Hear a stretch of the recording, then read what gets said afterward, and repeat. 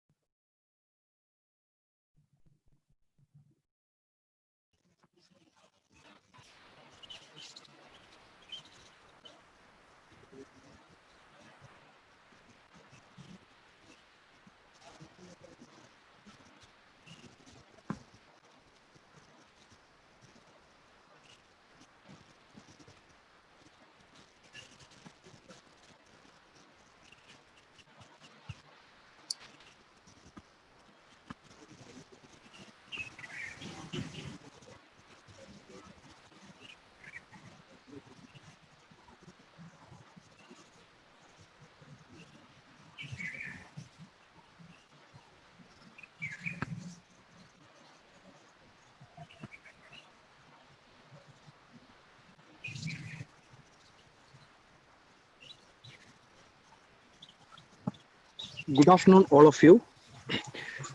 My sincere apologies because it got really delayed because of some issues with streaming in the YouTube and Zoom. This happened yesterday as well around this time. I'm sorry for that. Right now, we have Dr. Smita Jain with us. Dr. Smita is a very well-known science communicator, and she's now serving as Executive Director of India Bioscience. Everyone knows about India Bioscience. It's one of the most famous science portal in India. And of course, India Bioscience is actually not really limited just for science communication, but also into several interesting things that Smita is now going to talk about. Uh, Dr. Smita hold PhD in cancer biology from Indian Institute of Science, Bangalore, where she worked on probably BRCA1, a well-known gene, responsible for the breast cancer, and she played a key role in the establishment of processes at C Camp in Bangalore in the initial years of its inception. For outsourcing and other works at C Camp, she has actually played a very important role for the making that C Camp, and she's a budding leader involved in taking activities of the India Bioscience to newer heights in establishing a strong knit network of Indian life science professionals. And she is recipient of India Alliance IRMI Research Management Grant and Travel Award to attend INOMS in Japan, and strongly believes in equal playing field, simple life, and hard work. And I always admire the Smita for her actually passion for science popularization, and more than that, she's coming from such a respected IAC Bangalore, and still she chose to be a science communicator, and that actually shows about her risk taking as well. So, without wasting much time, I would like to invite my co-moderator, Dr. Yogalakshmi, to say a few words before the session starts. Over to you. Thank you, Dr. Felix. Welcome back. Good afternoon to everyone. Welcome back. I would like to welcome the participants as well as the speaker of the day, Dr. Smita. Just before starting this session, we were having a talk. She is full of energy. So without any wasting much of your time, I would not like to stay between the speaker and the audience. And I welcome her, and then I would like to ask her to deliver her talk. Welcome, Dr. Smita. Over to you.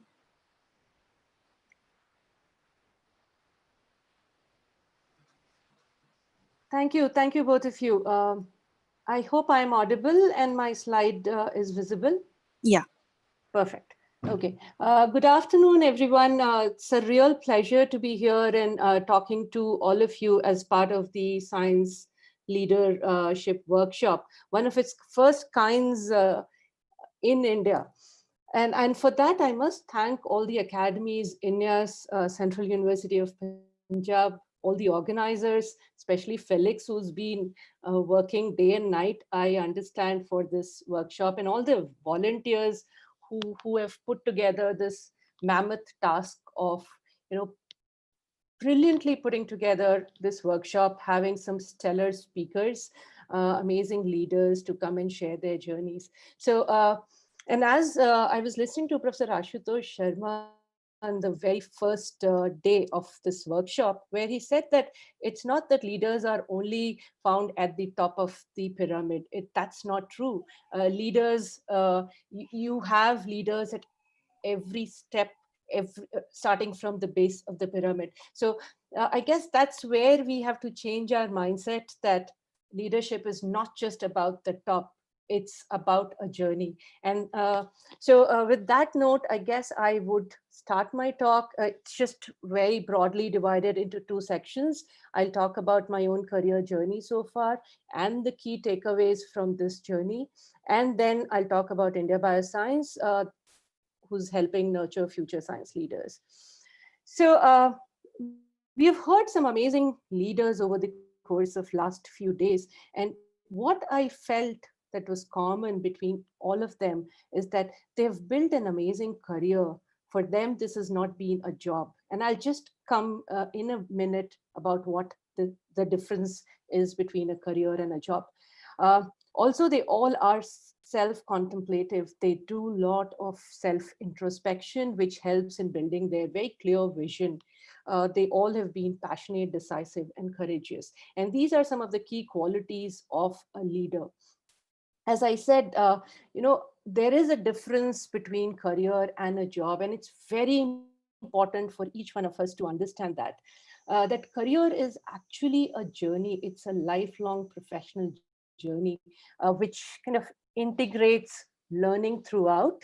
It's not a stagnating journey. It's continuous learning. Lot of hard work goes into it, and amazing amount of passion has to get into it in order to make that journey fruitful. Whereas a job is only something that one performs to earn money in order to support the living. So that's a key difference, I guess, one has to understand if you want to take the path of leadership. And definitely a successful career provides motivation to continue to do well, and at the end of it, lots and lots of happiness. There's another very important point that I feel is critical, is self-contemplation, which I just said that all the leaders have ability to self-introspect what they are doing, how they are doing, and why they are doing. It's this why which is very, very critical, because that's what gives the purpose, the cause for whatever you are doing. So with that, I guess I would get into my own journey. I started in a place called Benares. I'm sure all of you are familiar with. I learned about DNA. Let me tell you a story. I learned about DNA when I was in class 6th. And that's when my interest in biology arose. I was simply intrigued by this fascinating molecule which can do wonders. So with that interest in biology and passion and hard work, which were kind of instilled in me from the family members, I started my journey. And so where was the foundation laid, and how was the foundation laid? As I said, my learning in science was at home as well as school. And this is where I developed the art of, or the ability to logically think. I moved on, and this is, again, I would say, and this morning when I was listening to Professor Jamil, I realized a lot of parallels, in his and mine journey in the initial years. I was kind of fairly good student in school, and the most logical, as in quotes, most logical way forward was to get into a medical school. But I was very clear that I would never be a good doctor because I always hated hospitals. And I took a decision of not going into medicine, which created a huge uproar. My dad was called in for a counseling session, but as always, I got his support, moved on, and decided to join Banaras Hindu University for my bachelor's degree in botany, zoology, chemistry. And this is where I found some amazing uh, who kind of motivated all of us to continue moving forward with lots and lots of hard work. From there, as Professor Jamil mentioned, there was a reason why I decided to move out of PHU, because again, my dad was there and I didn't want the credit of performing well. Maybe I was not worried about what if I do not perform well, as Dr. Jamil was saying in his talk, but I was worried that if I do good, the credit would not come to me, but it would be like, because my dad is there, I've excelled. So for that reason, I decided to go to Baroda. Amazing decision, because the coursework at Baroda in the biotech department was simply amazing. Learned a lot of teamwork, lot of multitasking abilities. We were given free hands to take decisions, and that was definitely amazing. Uh, okay, so that's where I learned teamwork, multitasking, decision making. And I miss telling that when I was in my undergrad, I had an opportunity to come to IIC for a summer course. I did my 2 months training in Professor MRS Rao's lab, and that's where I decided that if ever I do a PhD, it'll be from IIC. And well, few years down the line, I was at IIC. Not sure why my slide is not going forward. Okay, I land up at IIC with lots of hopes, because the lab where I had worked previously was a completely well-established lab. And here I was in 1999, in my lab, which was a completely empty room because my PhD supervisor had just joined. And that was at the very first moment, a a setback. I was not sure if I had taken the right decision. But all he told me was that, well, we have a fridge full of chemicals and you can get started. And that's how we got started. Again, learned a lot of teamwork, courage, resilience, ability to think critically, to manage my time, because we had to, since our lab was not well functional, we had to ask neighboring labs to give us their reagents or their instruments in order for us to work. And that meant many at times, many months of continuously working overnight. So this is how the foundation was laid. Kind of learned all these various different skills, finished my degree in cancer biology. But that's where there was something growing inside me, and I was thinking, what next? Because again, a next logical um, move was to go for a postdoc, because that's what everyone would do. But I was in like, two minds. I had this degree in my hand, the key in my hand, but I was not sure which lock to unlock. Again, standing at that crossroad, I did some self introspection, looked into my own skills, my natural abilities, what I was good at, my interests. Basically looked into what motivates me, what are my values, what is the purpose. And that's where I took a decision that, okay, let me travel a road less traveled. I decided not to go for a postdoc, and got into an unknown path. So what was that unknown path? I joined industry in the R&D sector, worked there for about 3 years. Definitely learned a lot, a lot of organizational skills, a lot of professionalism that got into me was because of the working in industry for 3 years. But at the end of those 3 years, I realized that bench work is not for me. I was not getting that satisfaction which I wanted from my career. And that's when, again, I took a huge risk, I would say. I decided to move out of the wet lab, uh, join CCAM, which was a new organization. This was way back in 2009 and 10. I joined CCAM in their business development and project management unit as a business and project manager. And the 5 years that I spent at CCAMP were where I found my passion. I realized that, well, this is where my heart lies.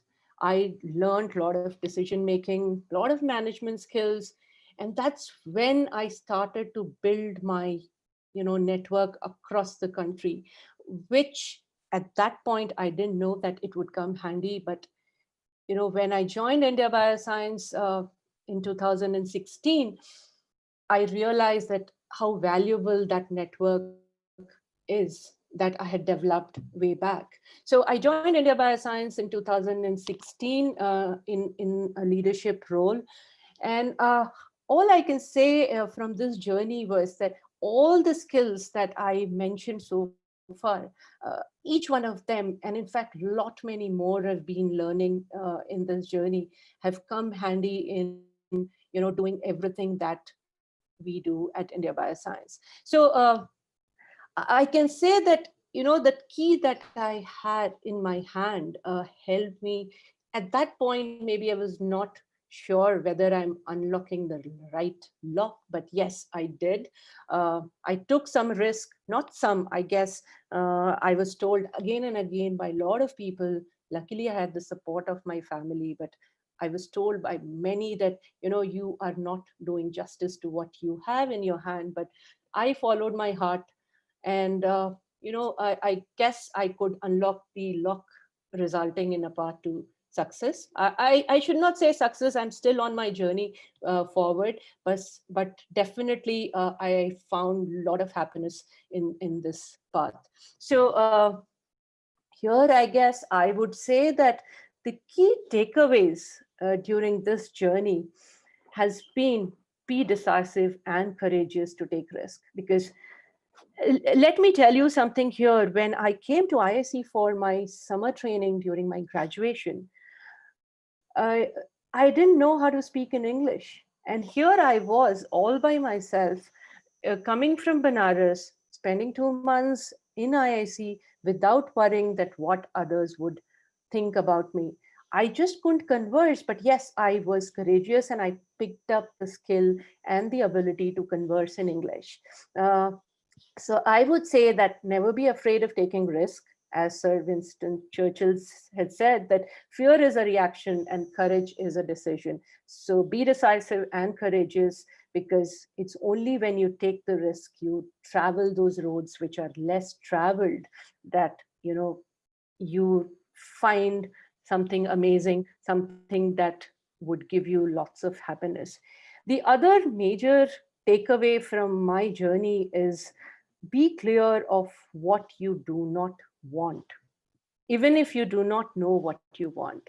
Because let's say when I was standing at the crossroad of school to college, or after PhD to postdoc, I was absolutely not sure that what I want. It's just that I was very clear that what I do not want. I never wanted to get into medical school. I never wanted to go for a postdoc. So I never went. So that's another important lesson that I've learned, and I would like to share with all of you, that be clear of what you do not want, even if you do not know what you want. And you will find lots and lots of crossroads multiple times in this journey, but always just think, align yourself, do that self introspection, and move forward. So this is a lesson, or the my experience that I wanted to share. Maybe here I would like to add one more point, especially for the women who are listening, that I had my first child when I was doing my PhD. I got married in between. I had my first child, and I guess that never deterred me from doing what I wanted to do. I still finished my PhD the way it should have been. 2 months after the baby was born, I was back in the lab working. Next 6 months, I guess I hardly slept because the baby would not let me sleep whole night. But again, just be courageous. If you want to do something, please go ahead and do that. So with that, I guess I would switch gears and talk about India Bioscience, the place where I work currently, and what India Bioscience is, what we do for the community. And let me tell you a quick story about India Bioscience. this whole concept was born over a dinner conversation, again, way back in 2009, um, actually 2008, over a dinner conversation where a need was felt to have a platform for young researchers where they can network and get mentored. With this very simple thought, the concept of India Bioscience was born. The website came into existence, uh, and it grew. There was a lot of support from the community. It grew, and now currently India Bioscience is majorly supported by Department of Biotechnology. We also have funds from India Alliance, from MHRD, and definitely a huge support from the community whom we serve. Uh, Now, what are the mandates around which India Bioscience works? Major mandates are networking, communication, skill building, education, data, and policy. And I would touch upon in today's conversation how networking, communication, and skill development verticals are helping nurture future science leaders. Okay, so as I said, we are definitely, in fact, when I was putting this whole presentation together, I realized that we have a lot to offer to the community in terms of building leadership skills. So what all we do, a lot of advising, skill workshops, training, teaching, coaching, motivation, mentorship, and a lot more. So let me quickly take you through that journey. As I said, networking is one of our major verticals, and young investigators meeting, which were actually born before India Bioscience came into existence. We have already held about 12 different YIMS in different parts of the country. And what do we do at this YIM, and how the YIMS have been useful in developing leaders? So you all would agree that some of the key skills a leader must have is a great network, ability to collaborate, ability to get funds in order to make your dreams come true, develop great mentorship skills, because you all are leading teams. You should have the ability to communicate, to share your scientific ideas with the world. And definitely, as a leader, you should be sensitive towards social issues. And these are various different things that we do at YIM. We every year at a YIM, we get 40 young investigators, 40 postdocs from across the world with mentors and institutional heads, and kind of facilitate a discussion in various different forms amongst themselves in order to help them develop all these various skills, which as a leader, one must develop. In 2018, when we finished 10 years of YIM, we decided to do it a little differently again, uh, in order to empower future leaders. What we did was we brought all the alumni of YIM together, made them sit. They all discussed some key pertinent issues relevant for the R&D ecosystem, and came up with their thoughts that each leader must have. And we all put together and published it as a meeting report in Current Science. So these are different ways in which we work with the future leaders. Now, the YIMS are more national, and it happens once every year. So at this alumni meet, a need was also felt that we must develop regional networks and facilitate, collaboration within each different community, each different region. And that's how the concept of regional YIMS was born. Again, these are meetings which are more networking, mentoring, and developing leadership skills. So we have had 4 such meetings in last 1.5 years, and we are hoping to have more in this year, maybe in a little or slightly different format, mostly going to be online. Uh, so with that, I guess I would move on to how our science communication vertical is helping develop future leaders. So the website that we have is basically helping bring visibility to the Indian science and science leaders. And we give a voice to practicing scientists and science professionals, because for for us, each individual matters. The opinion, the voice, the vision of each individual definitely matters. And we feel that it's worth sharing this vision, this thought with the world.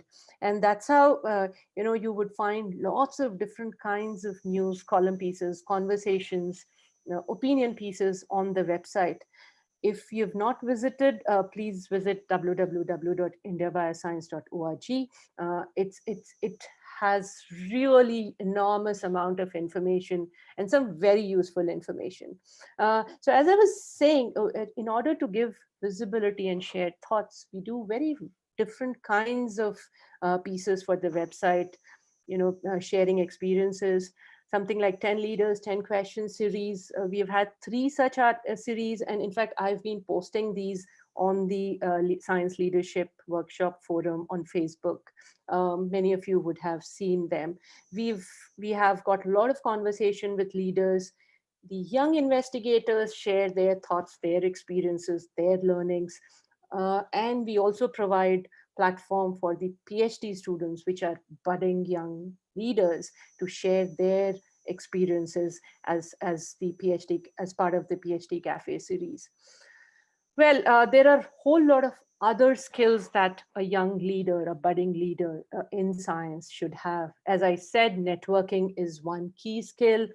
Mental health. We all have been hearing a lot of talks about mental health, especially under the current time, even otherwise. This is another key area, or I should say a key major issue facing academia that we all must be very, very sensitive about. Research ethics, networking, mentoring. So these are all key areas which are important for a future leader to develop. And there are a whole lot of articles, resources, infographics on these issues, on these various issues on our website.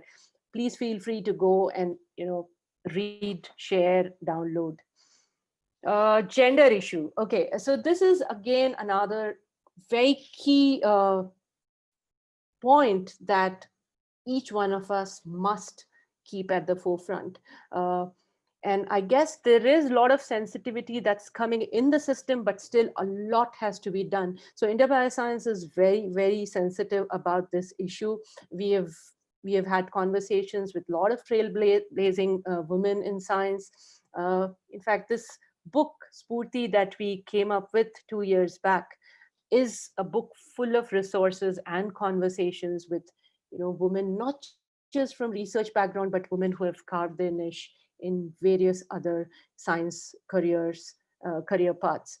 We make sure that all our meetings are inclusive. We have almost equal number of men and women as speakers, as panelists. We make sure that we discuss this issue in all our meetings. And that's how we are, as an organization, we are playing our bit in sensitizing the community towards gender issue. The third vertical at India Bioscience, which is skill building.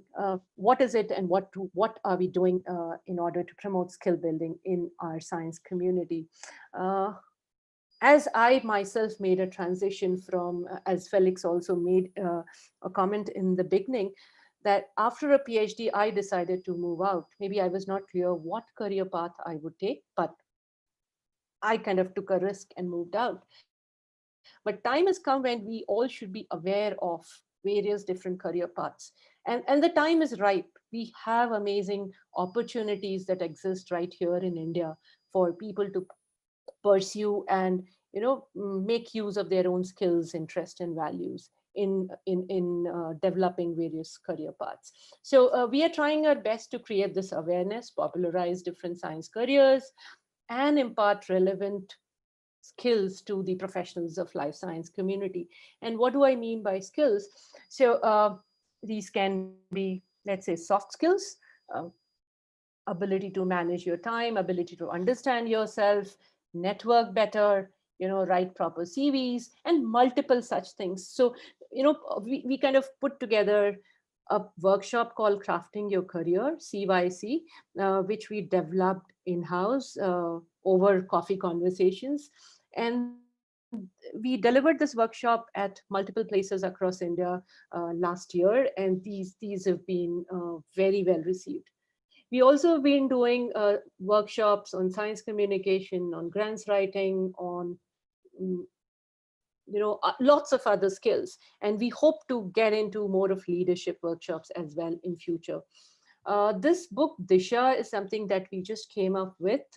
We released it early this year, written by Dr. Suman Govil, who was at DBT, and this is a career resource book for life science students. So which is a comprehensive book talking about the skills, talking about the opportunities that exist for the young researchers. We also are helping train a workforce of talented young professionals through our various internship programs. These are still in its very nascent stage. We are trying our best to kind of enhance it. But yes, we do have interns come over and work with us. We also have our podcast series called India Biospeaks. And the current series is mostly on careers, where we have spoken with a lot of various different people who have carved their niche in multiple career paths. So these are all resources that we have, these are all resources that we have built for the community in order to take it, grab it, understand, with the intention that this would help nurture new skills in each one of you. Okay, so coming to the concept of teams, I guess behind every successful program, there is a team that works. Nothing, no individual, no leader is complete without the team that's backing him or her. And I would say India Bioscience, and I can say now, I have been personally very fortunate to have an amazing team at India Bioscience. I guess each one of us gets our own space to work. Each one of us have our say to, in decision making. And that's how cohesively we work, we function very effectively. So this is the India Bioscience team in the center. Also, very interestingly, each of the programs of India Bioscience are not done in isolation, but bringing the community together. So each of our YIMS and regional YIMS have organizers come from across the community, across gender, from different life science field, but from different, let's say, universities or institutes, central universities, state universities. So these are very dynamic, diverse teams which come together, bring in individual perspectives, experiences, which help in making the outcome really, really successful. So I would say that this is another very key aspect of a leader, to build in teams which always back you wherever the organization is heading to. Just to end, I guess we are also helping the community, though there is a drastic change in the community, but India Bioscience has been helping bring in this change in order to have more environmentally friendly practices. So all our meetings, which used to have lots of plastic in it few years back, have kind of gone completely plastic free. So this is just a representation. So with that, I guess I would like to end with a quote from my own role model. Let me define a leader. He must have vision. I would say he or she must have a vision and passion and not be afraid of any problem. Instead, he or she should know how to defeat it. Most importantly, he or she must work with integrity. So with that, thank you. And over to you, Felix. If there are questions, happy to take it. Thank you so much, Dr. Smita. As I introduced, I felt so energetic, and your talk was actually vibrating and then resonating like anything. I felt that that energy I got into me. I would Thank say you. like the key takeaways from your presentation is like passion. If you do anything with passion, it will lead to success. That is one thing. And then before you do something, introspect yourself, analyze the values, skills, interest, and then be bold and courageous. You should take, risks with more boldness and then courageous nature, which is very, very important for women in the current situation. I personally feel that is very, very important to be bold and to be courageous. And then nothing can stop a woman if she thinks to pursue ahead, like no hindrances, nothing. So only passion, and if you have that boldness, you're going to achieve something great. And you are so modest, saying like still there is a long path way to go, and I've not achieved much. But whatever you are saying, it is like astonishing for me. And like every like you were able to correlate with our earlier, speaker, professor, and then most of his career path and your career path was actually matching a lot. Yeah. And then you rightly pointed out the difference between a career and a job. Job would only fetch you money, but a career will fetch you like satisfaction, self-satisfaction, happiness, and then success. That is what is actually needed, and that is what is going to build a science leader. And you also outlined like English as a language, just a language, you can learn it at any point of time. That is not going to stop any individual from performing globally. That is another main key takeaway. Then how you are involved in developing a leader. It's not like we become a leader. We have to play a role in creating young minds, and then to make them a leader, because they are the future generation. So all these things was actually enlightening, and I think I feel fortunate to moderate this session and then listen to you. So happy. Thank you, Dr. No, Smita. you very, very well summarized my talk. Thank you for doing that. No, it's not just about summarizing. Actually, it was the key takeaways, which was actually enlightening. Now we can take some questions. Sure. Yeah. So there's a question from Ashpreet Kaur. She's asking, being a women scientist, how do you balance both personal and professional life? Okay. So as I said, definitely there's a support from the family that's needed, but slowly you have to also change them. It should not just be that the family is helping you when you need.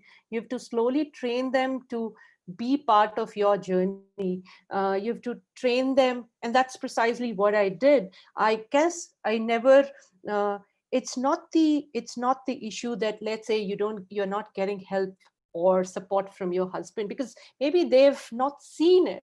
But just because you are a working woman, you are a working professional, you need to gradually train your families and in order to support you. And also I feel we as mothers have the onus to bring the next generation in a way that they play an equal role in taking care of the family or the family responsibilities. As Felix said in the very beginning, I completely believe in an equal playing field. So the equal playing field should not just be at the work front, but also at home front. And if that happens, balancing this becomes very, very easy. I hope I've answered that. Okay. So fantastic talk, Dr. Smita. It is amazing. A lot of interesting aspects, and I'm sure that many people are really inspired from your talk, and especially the women. So, women in science is one of the key theme of the ongoing workshop. And there are a lot of similarities. When you're speaking, I was just thinking about myself, and you and me share a lot of things. And by the way, I just want to say that I first met you. I hope you recollect me. I met you in the YIM in Faridabad. And the viewers, please apply for Young Investigators meeting. It's 2016, yes. So the YIMs are amazing place for networking. It's don't miss out. Always apply for the next YIM. I strongly suggest you. And also thank you, Smita. You are active member of our Facebook professional group. And yes, so please share if that book is free. The Spurti's book. I'm not really sure. Is it a free book or not? It's all free. It's not a free book. Then you can send the link. Okay. No, so yeah. Felix. Yes, yes. Felix, if Can I you can hear me? add, all the resources that India Bioscience, yes, I can. All the resources at India Bioscience are free for download. I would definitely put in the links in the group, but all of you are also welcome to visit the website and look at the content. Yeah. So I would like to say that the India Biosciences also, many participants actually joined this, they came to know about this ongoing lecture workshop through India Bioscience only, because I put an ad there and many people are actually looking at, I think India Bioscience is the biggest website for all this meeting and other things, everything, the True. networking. True. It's an amazing, you did a great job. Yes. Another thing which you talked about is an inclusivity and inclusive meeting. And I'm really happy to say that we, in this series, out of 27 speakers, 16 are females and only 11 are male. And we also made sure that every single meeting, 2 moderators, 1 male and 1 female, Perfect. because it matters really. And also you spoke about simplicity, and of course you are a simple person, and that is amazing thing. And also the APJ Abdul Kalam, he's my role model too, how simple a person can be. And another connection I noticed is about the plastic free note meeting. So, this is basically the 5th such program that we are organizing in the Central University of Punjab. 4th, actually. 3 programs I already conducted. So it was Science Academies, that is Science Education Program of the 3 National Science Academies. Supported refresher program. We conducted 2 refresher program and 1 lecture workshop. All were actually, offline mode. But I made sure that we did not use a single plastic. So, wonderful. Friends, if you're watching, and if you're a faculty, why not implement it?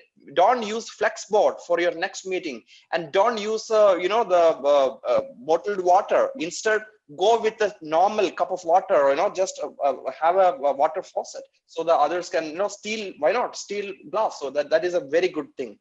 So I'm just looking at the connection. It's amazing talk. Thank you so much, Dr. Smita. Let me also pick up one question here. Ravina Pal is asking, can we improve cancer research through personalized medicine guided by a combination of genomic and proteomic information of the tumor cells? This is too technical question, because you are also, your specialization is in cancer biology. Yeah. I guess I would not be in the right place to, let me confess. I don't think I am now in the right place to answer that question, because as I said, I've moved out of research long time back. So my apologies there. I won't be able to answer that.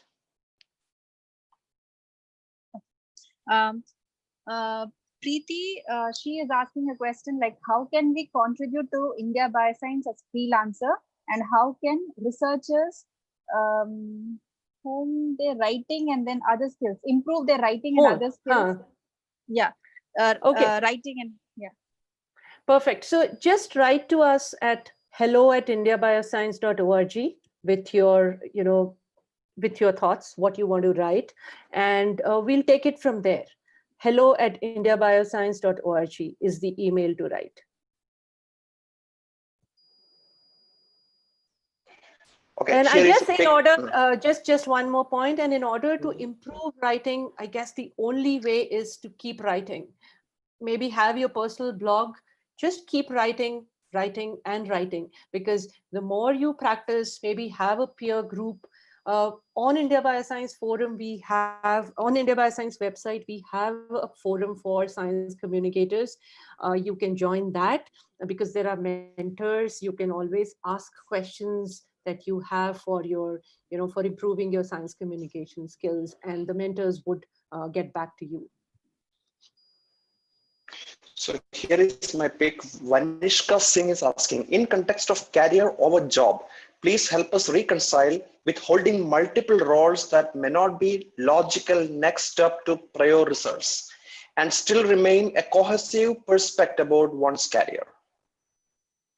Sorry, Felix, I'm sorry. just posting it in the chat box as well.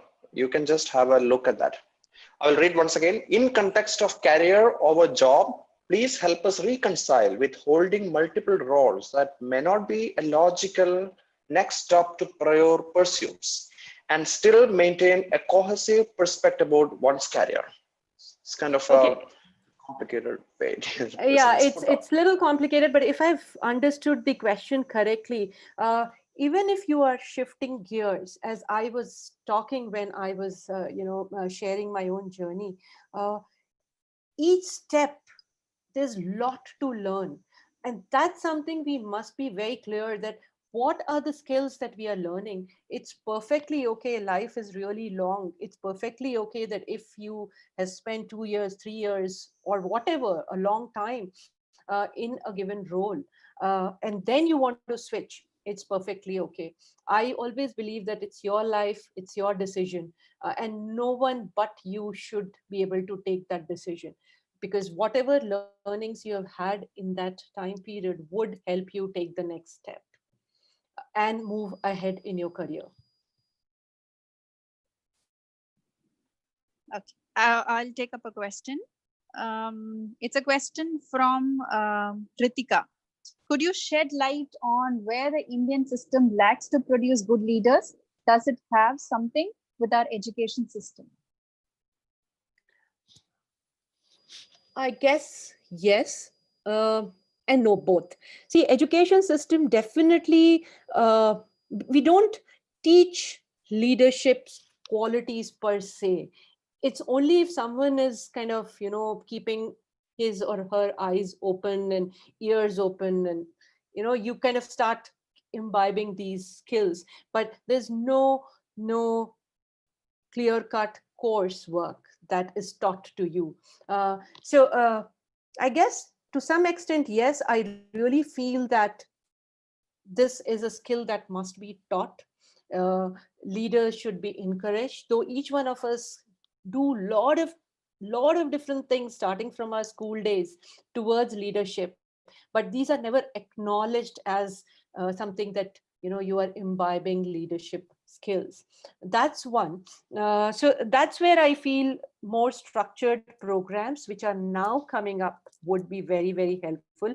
Programs like this would be very, very helpful in order to help people develop. But yes, also I feel it's the onus of the current leadership in order that they should pick up the right talent at the very early age and help them nurture. If you see a younger colleague really good at something, the complete autonomy should be given to that younger colleague to develop that program, to develop that course, or to take care of any particular thing. So once you give complete autonomy, once that complete autonomy is given by the senior leadership, you're automatically helping develop the next generation leaders. So these are two things, I guess, have to go hand in hand in order to develop leaders. Absolutely. Okay, here is my pick. It is by Sai Shruti from Odisha is asking, I'm a budding science writer and science communicator. Does India Bioscience offer any internship opportunities for students or budding writers like me? We do.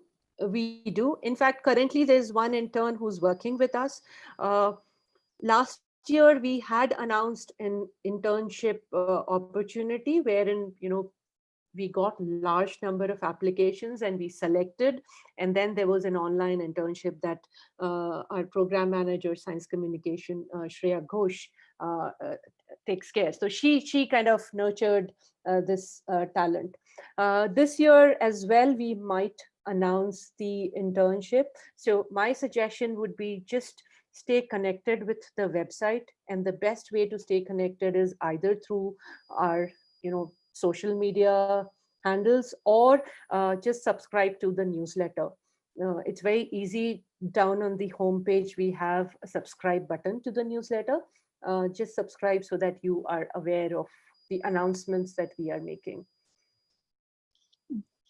And we plan to actually increase the internship in future so that we can develop more skill. Great. There's a question from Urmila. She's asking what logical steps we should take if we fail to take the right decision.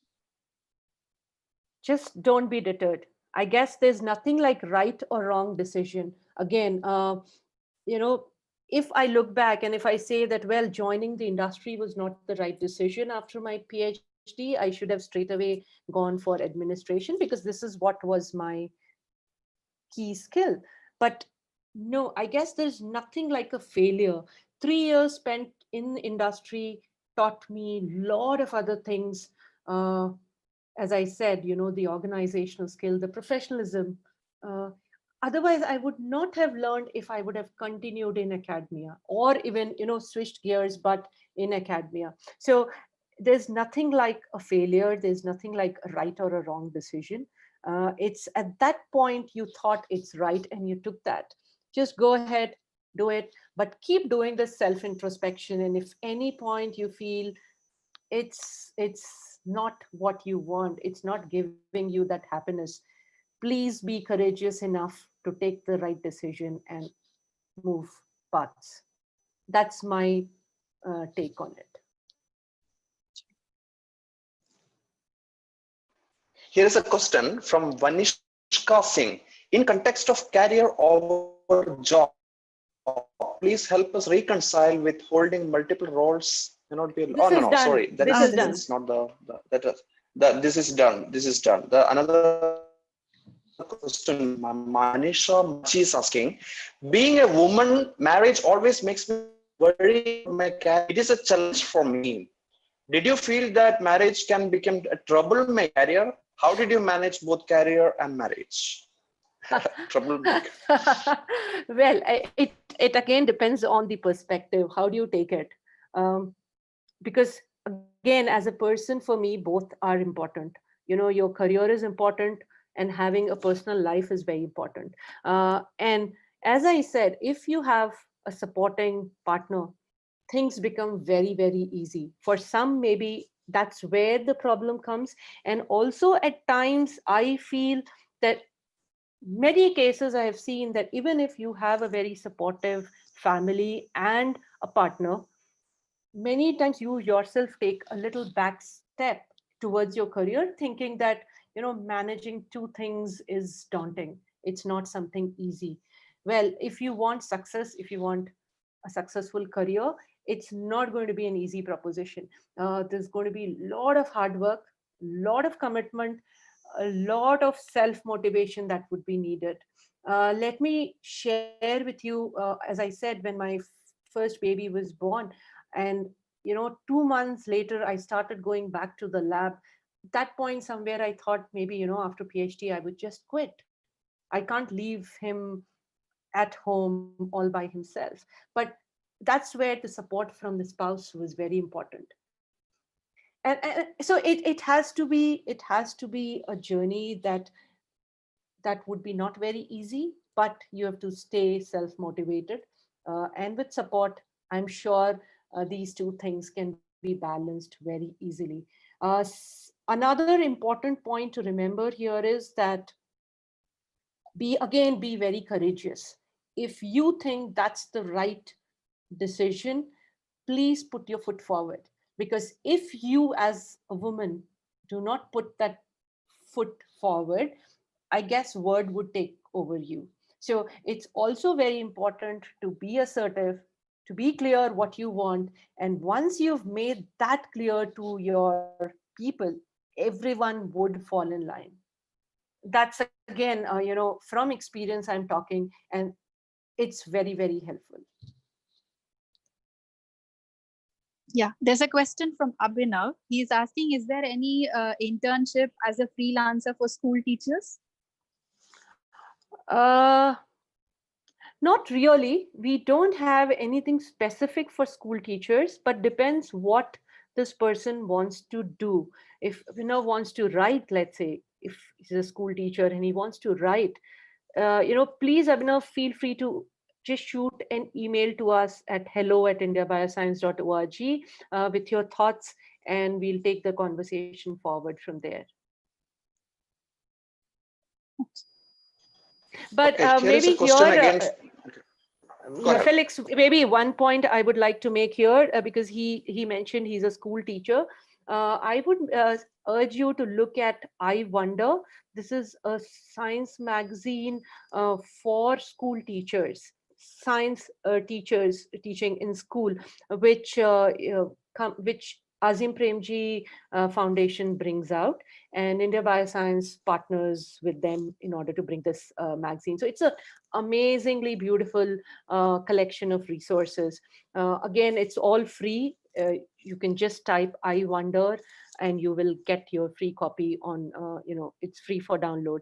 So if you have some great thoughts, you can always connect with the editors of the magazine or us if you want to wish to write for that magazine as well. Very nice. Yeah, I was just thinking about your answer to the partner, and it also depends upon the. I hope you're there. I don't see Yes, you. I'm Yeah, here. you're here. Okay. So yeah, so yesterday's talk was by Robert, and Robert emphasized on the gender in the life as well. Again, it depends a lot context on new man woman, because if you're equally contributing in housecore activities, everything that matters. And I think that you have emphasized on that point as well. Now coming to a second question. Now here's Shruti Sai again asking from Odisha. As a writer, you must be spending significant amount of time writing. How is your day like? How many times you spend? How long you spend a day in writing, and do you use any copy editing tools like Grammarly? Any tips to improve writing? Okay, so Shruti, let me clarify something. I've been introduced as a science communicator, though I myself do not call that I'm a science communicator. I definitely am involved, but at India Bioscience, it's right now Shreya who takes care of our science communication. I kind of take charge of a whole lot of other things. So I don't think I get time now to sit and write, though I really want to. I keep saying that. I don't get that time to, that free mind to sit and write, because as I said, this program is huge, and there are, we work with really large number of people from across the community, across country and outside country. So my typical day, if you will ask me, starts about 5ish in the morning. uh, First few hours go in putting my thoughts, or if there's an important document to work on, because that's a very peaceful time. I just love sitting working with a cup of tea. uh, Spend some time in my little garden, do some exercise. Usually I am on my system back again at 9 to 9:30, work till 4:30 to 5, because I've always made sure that I also give quality time to my kids who are growing up. And I feel that it's my responsibility as a mother to spend quality time with, kids and family. So usually I wind up by 5. Don't go beyond that unless it's needed. So yeah, that's my typical day like. And so in this day, there's a lot of communication, lots of writing, lots of report making, multiple other things.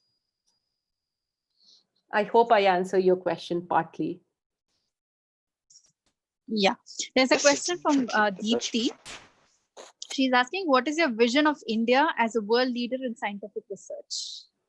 Wonderful question. In fact, just yesterday, I was moderating this panel on R&D ecosystem in India. And we can definitely be world leaders. It's just that we have to put few of our acts together. One, we have to start believing in ourselves. Once we start believing in ourselves, in our own people, in our own strengths, I guess we can do wonders. Because whatever I've been reading in last 3 months, after the pandemic has struck, the way we could change things in last 3 months in terms of becoming, let's say, self-sufficient in testing, because that's what I heard Dr. Renu in her talk. Uh, you know, uh, from from testing to kits to masks to finding solutions, gearing labs, changing gears, a lot can be done, and India can definitely reach the top very soon if we kind of make use of the current opportunity, start believing in ourselves, and start investing little more in R&D. As a country, if we start investing little more and give that much needed push, India will be at the top. We have really bright talent. There's no dearth of talent. So as I said, it's just that we have to believe on our own talent.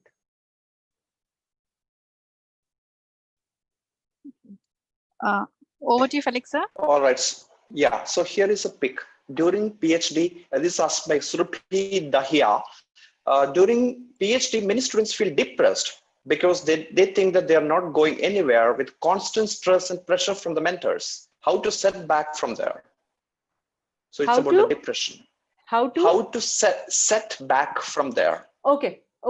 I guess this is a question asked by Divya.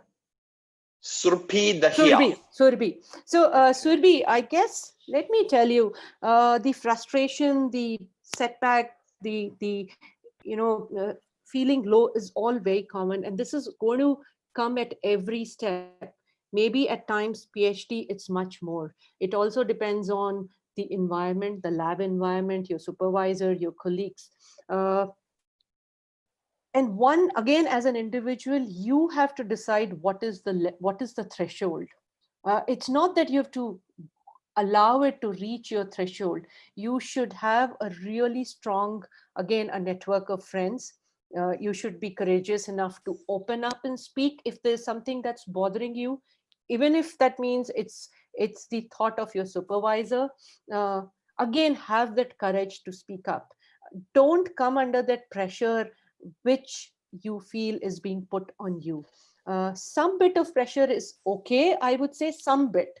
And that's a threshold one has to decide on his or her own. But beyond a certain point, one must open up and again take a stand, and never be shy of opening up and telling your peers that, well, this is something which is affecting me, which is something bothering me, something that I am not able to handle. Do not let that stay inside you bottled up. It has to come out. And again, one has to have the courage to open up. Right?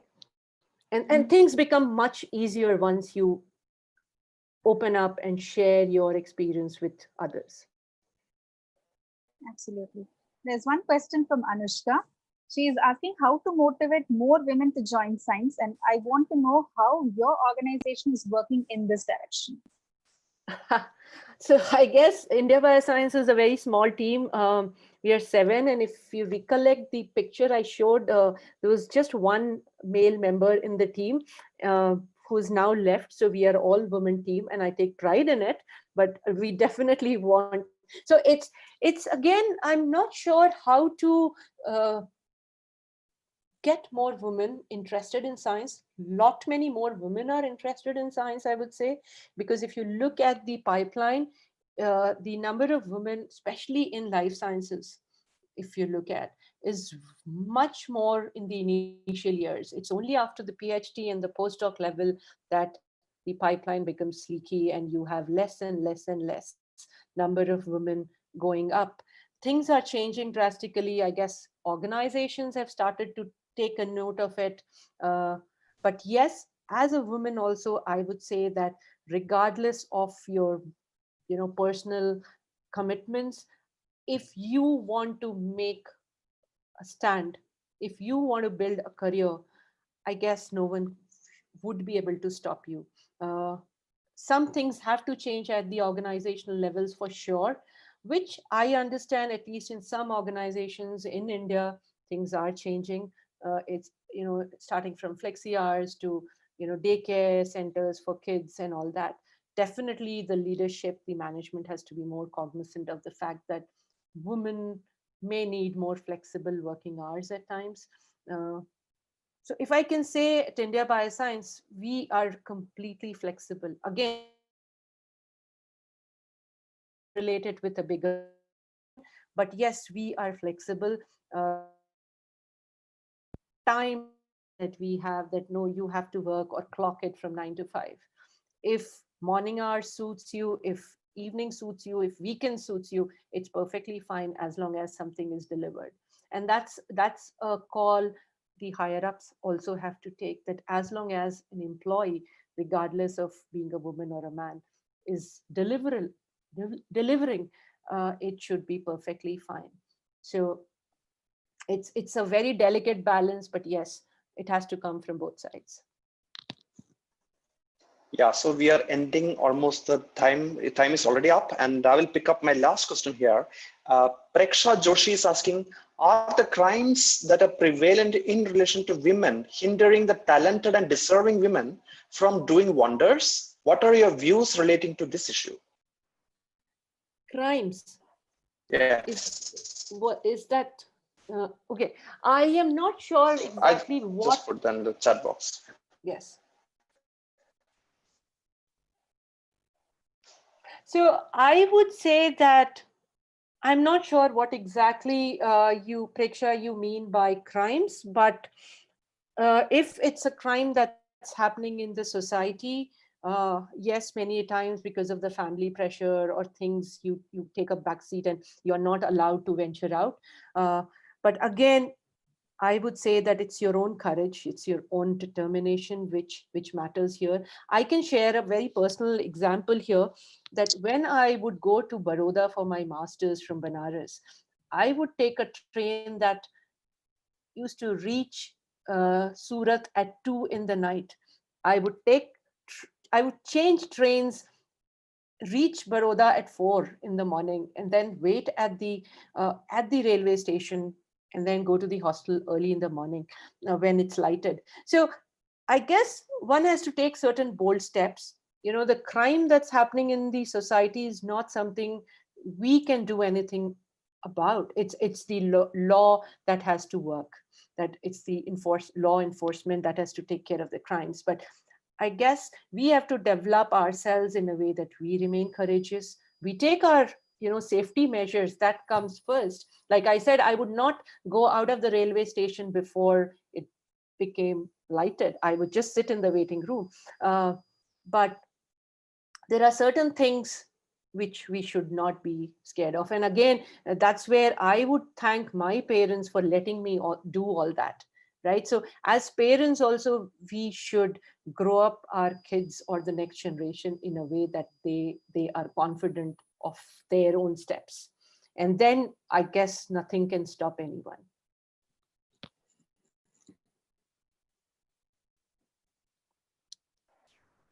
Yes, over to you, Dr. Yogalakshmi. Absolutely. We also have face this problem in Bathinda because all the trains come in the unusual time. So I remember me coming from my home and then reaching Bathinda. It was very nice, ma'am. So we'll wind it up. And thank you so much once again for such a nice talk, vibrating and resonating talk. The key takeaway, as I told you, be courageous, be bold, and then learn to take risks. That will take you forward. With that, I hand over to Dr. Felix. Thank you, Yogalakshmi. Welcome. Welcome, Dr. Smita. Dr. Felix? He's not audible. Yeah. Yes, so much, Dr. Amazing to have you. And more than that, you are very much for the group. I'm sure since from our participants, and they are always, they might contact you, over. Anytime. So welcome. So if you have any Twitter handle, you may share your Twitter there too, because I'm sure a lot of people are there. They would like to reshare your contents of the India Biosciences too. Sure, I would do that. Thank you I would do that. Joining. We are here. Thank you, Felix, once again for having me here. So coming to the next talk, it's a 3 times, and it's by Professor R. Clay, Vice and convener of this week-long workshop. And Professor is going to be more, in kind of made for 30 people. So I hope you will have lunch. So enjoy the meals, and we'll be right back at 3. Goodbye.